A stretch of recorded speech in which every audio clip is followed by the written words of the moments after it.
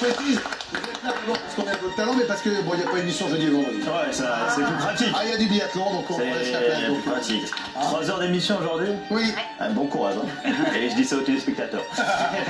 Allez, je peux parler de la Cannes, moi j'en ai pas parlé. Oui. Allez, j'en parle rapidement. 3 jours se sont passés depuis cette finale de la Cannes et ça y est, les tensions commencent enfin à redescendre un peu. La preuve, il n'y a plus que 3 insultes à la seconde sous le poste de Brahim Diaz. Donc c'est quand on s'améliore. Même notre Raymond Domenech qu'on embrasse était seulement à 2 par seconde. C'est vous dire quand même le niveau.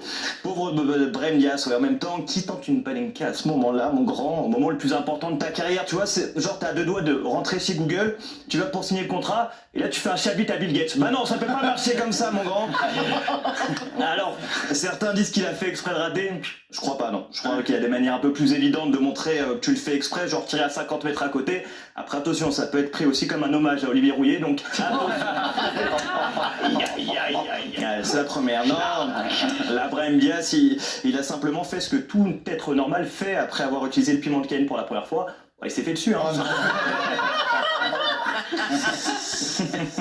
Il était quand même en pleurs, tout ça. Ouais, je pense qu'il faut le protéger. Voilà, il pleurait. Et à un moment donné, on aurait dit un poussin en U7 qui se fait engueuler par son daron en bord de terrain. Il aurait fallu le sortir. Après, pour la défense de Diaz, pas les conditions les meilleures pour tirer à penalty. Non, non, vraiment pas. Je pense que même s'il met la Panenka, il faut faire la célébration dans un bunker derrière. Donc, non, parce que là, t'as moins de chances de t'en sortir qu'un cornet de frites en zone de presse. Et je sais de quoi je parle.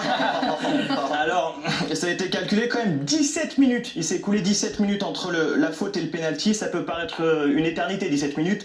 Surtout si t'as la bonne idée de demander à Yohan Ryu comment il a fait pour perdre du poids. Là, mon grand, c'est long.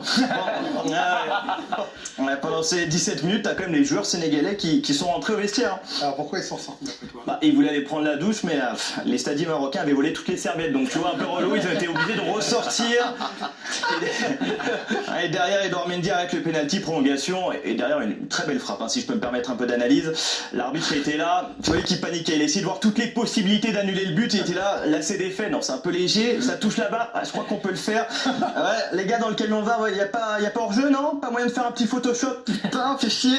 Et c'est comme ça que le Sénégal s'est imposé. Bravo. C'est la Ligue des Champions. Allez, ouais, le PSG a perdu face au Sporting. D'ailleurs, Luis Enrique a dit « On a perdu parce que le foot est un sport de merde. » Oh, la face de rageux.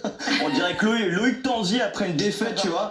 Bon, c'est vrai que généralement, par contre, quand tu tires 18 fois de plus que ton adversaire, ça arrive rarement de perdre. Mais bon, vu que tes attaquants ont la finition d'un geek à un bal de promo, ça complique un peu les choses. Sinon, le Real Madrid s'est imposé 6-1 face à Monaco avec un très bon Vinicius. Jude Bellingham a marqué un but aussi. J'avais oublié qu'il joue au foot, lui. Ah non, je te jure, Bellingham, c'est un pas sanitaire. Tu sais, il a eu un buzz pendant 1 an et après, il a disparu. On l'embrasse, ouais. On l'embrasse. Et puis, Manchester City a perdu contre une équipe norvégienne et ça me régale. War Guardiola sans solution tactique face à des pêcheurs de saumon. Franchement, c'est fantastique.